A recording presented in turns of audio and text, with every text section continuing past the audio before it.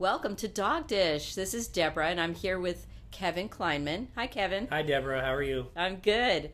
And Dina's in the background as well. Hey, everybody. And we are going to be talking today about dog daycare, which is a really, really fun subject for us because I own one and Kevin also owns one. And we really pride ourselves on the fact that we understand how to keep dogs happy and safe while at daycare. Right, Yeah, Kevin? Exactly. And there's a lot of activity that goes on. And the other thing is that there's lots of different levels of activity per dog. So you got real active dogs and not so active dogs, and mixing the two together can be challenging. It can be. It can be, which is why it's good to have a certain level of expertise, which we also have because we're trainers. Yes. You know, we actually had that situation, a perfect opportunity to explain that when Breezy came by today. Yeah, absolutely. Tell everybody about that. well- Breezy is Dina's dog. She's a blue-nosed pit bull. She's how old? She's 6. Okay. And she's very, very socialized. Yeah. However, she's also social in the way that she's social, which is very, very specific to Breezy. So explain what happened, Kevin, when Breezy got here. Well, at first, Dina showed up and asked if she could take Breezy in with all the other dogs. And my first thought is I have to think of, well, what dogs do I have here today? Because each day is a different mix of dogs, which means that there's going to be different things going on. Sure. So I've got some very high energy, very playful dogs here today. Like I don't who, have a for lot example? of dogs. I've got a Doberman puppy, 9 that's months right, old, Rocket. Cooper. That's Cooper. Oh, Cooper. Yep. And he's super high energy, super playful. He's got those long legs, so he wants to always touch you and pat on the other dogs. Right. And that's his way of inviting you to play. Sure. I've got Rocket, who's like a 6-month-old lab puppy. Right. He has zero quit in him. That dog has more energy. He doesn't quit. He Okay. never stops. He's aptly named. Yes. He Yeah. plays all day long. Right. Okay. And I've got Frankie, who is a lab rot mix, I believe. And she's just like 8 or 9 months old, super high energy. Right. And I've got Kai, which is a Siberian Husky. And he hasn't been here for about 3 weeks, so this is his first day back, so he's got a lot of energy. So it changes the dynamic, doesn't it? Very much so. So, folks, I want to preface our conversation by saying this. I know there are a great many skeptics out there about what is the purpose of dog daycare. Is it just for the purpose of owning a business and making money and that sort of thing? And for people who legitimately don't have the time to take their dogs out for socializing experiences to dog parks and that sort of thing. And what I want to say to you is this. The purpose of a dog daycare is honestly to have a structured and supervised play experience for your dog with a group that the dogs come to learn to be their peers and to be able to see that group shift and change. And therein lies the true essence of why it's really great to bring your dog to a dog daycare, is because those shifts in population helps your dogs to shift their patterns of behavior alongside the different individuals who show up on any given day. You know, what I love is it's their job to come to daycare.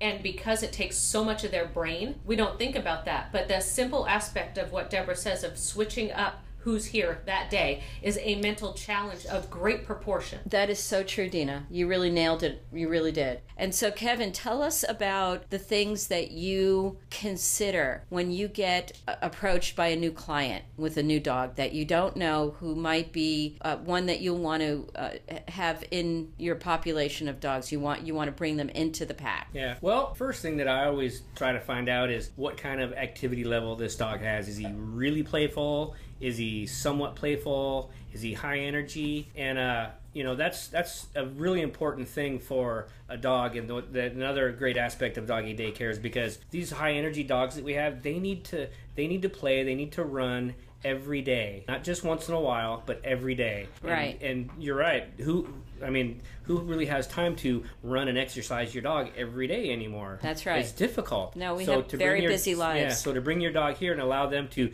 get that energy out, I mean, you can't hardly put a price on that, honestly. And I want to add real quick to that, it's not just taking your dog out to run. You're actually bringing your dog to be with their own species. So just the exercise alone is a wonderful opportunity, but this is also for them to understand what it's like to be the dog as opposed in a world of dogs as opposed to the dog in the world of people. Right. I mean, in socializing, which this is obviously all about, is the focus of the dog daycare is to enable your dog to have a greater breadth and depth of experiences with a broader range of dogs, with a whole different set of play skills, play dynamics, level of energy and enthusiasm, and to be able to withstand all of that and maintain their happy and playful disposition. Isn't that? Yes, no, Really? that's very important and that's one of the things we watch for is there's lots of dogs that can play and they can play hard, but some dogs tip over easier than other dogs. Tip over. That's an interesting word. Yeah, that's how I explain it is that when you have a dog that's going 100 miles an hour and you really have to watch them because they can tip over into not playful really easily. So, right. It's really that's why it's important for us to be trained at what we do because you have to watch for these things. You can't just let them play and let them run. You have to, and that's the thing about knowing each individual dog as well, is knowing which dog does, which dog doesn't, what group does, what group doesn't. I mean, it's there's a whole lot of dynamics that go into making sure that these dogs have a great day experience. It's a science, isn't it, Kevin? It really is. And not only that, you guys also looking at how the other dog is reacting to how this dog is behaving. So not only does the one dog you have to pay attention to when it could tip over, what dog could make that dog tip over by not being able to understand their behavior as not being something that it looks like it might be. Exactly. So you guys are out there watching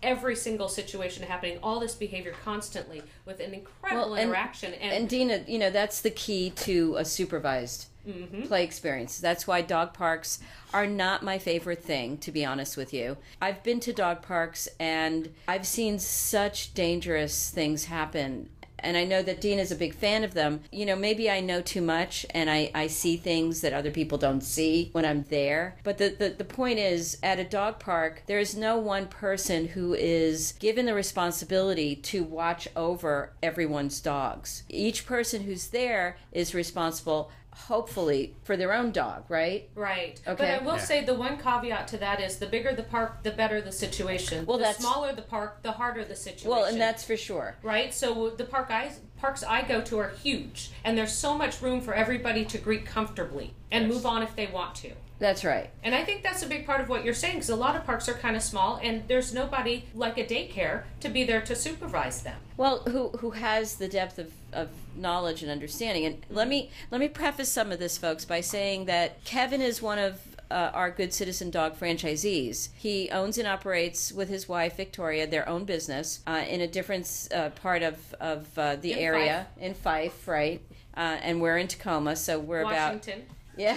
Thanks, Dina. So we're about 5121 Pacific Highway East. There right. it is. In Yes. Fife. That's right. I've done a business card or two. Yeah, there you have. And so essentially what we're suggesting to you is that we as trainers understand the science that drives canine behavior. As such, we know what signals dogs are giving to one another that indicate either a level of comfort or a level of discomfort. And to Kevin's earlier point, we kind of know when they are going to tip over. And when we say that, it's actually a term that's commonly used. It means that they're starting to go from friendly to less friendly to perhaps unfriendly behaviors. And before Kevin and Victoria actually came in and started running their own daycare, they went through some training with me, and they also went through several iterations of the advanced meet and greet class, which is our reactive dog class. So they came to understand very, very quickly, and they built a certain level of knowledge about what makes for friendly play and what makes for unfriendly play, or what some of the signals or cues are that dogs give one another and us to tell us that they're not comfortable and they're about to what?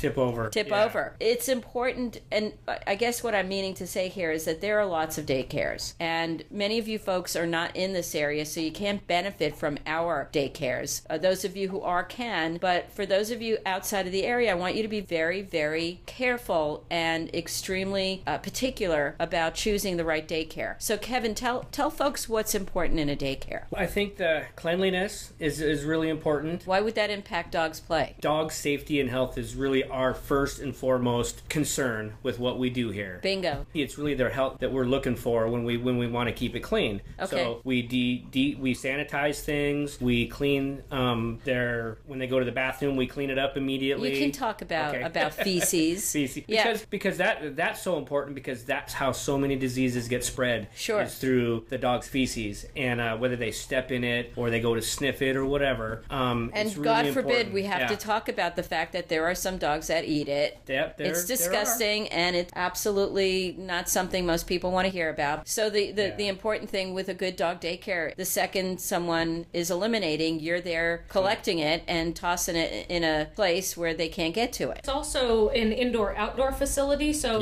mostly nothing happens indoors, but when it does, sanitation's involved. Outdoor has a nice drainage option, so that if they do go and you scoop up, it helps to remain cleaner. Right. So that's something to also look for. That's right. So health and safety, cleanliness. What else is important in a good dog daycare that people want to be able to pay attention to when they're looking? The number of dogs compared to staff is important, because you can have too many dogs for one person, and it's easy to get to that. I think it's important to know that you have enough staff there for the number of dogs that they're So the ratio of dog to people or people to dog is important, sure. I think also important is how much room is there. To Dina's earlier point about the big dog parks versus the smaller ones. To prove a point when you brought Rosca in today, she's not ever been with and any everyone, of these dogs. Rosca is my dog. Yeah. She is 70 pounds. She is an incredible dog. However, she has a tendency to be pretty reactive. What I did with her is what I do with all brand new dogs, and this is we were talking a little earlier as well, is that we have an inside area and we have an outside area, and for some reason it is so much easier to introduce a new dog when you're outside as opposed to inside. And our facility, we've got the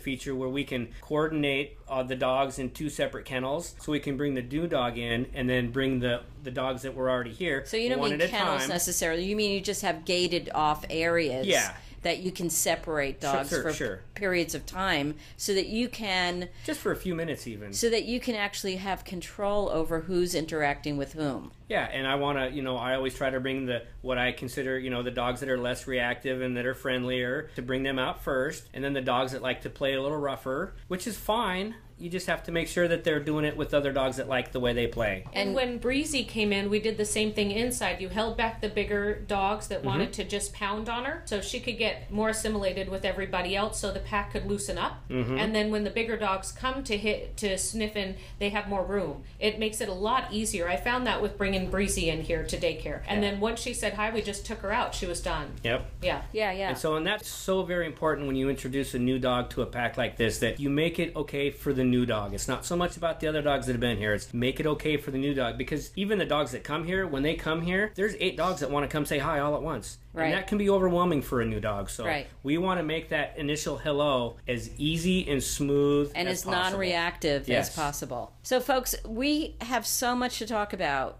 with this subject that we are going to do it in 2 parts. So we're calling this Dog Daycare, Your Education, Part 1. We're going to take a break now.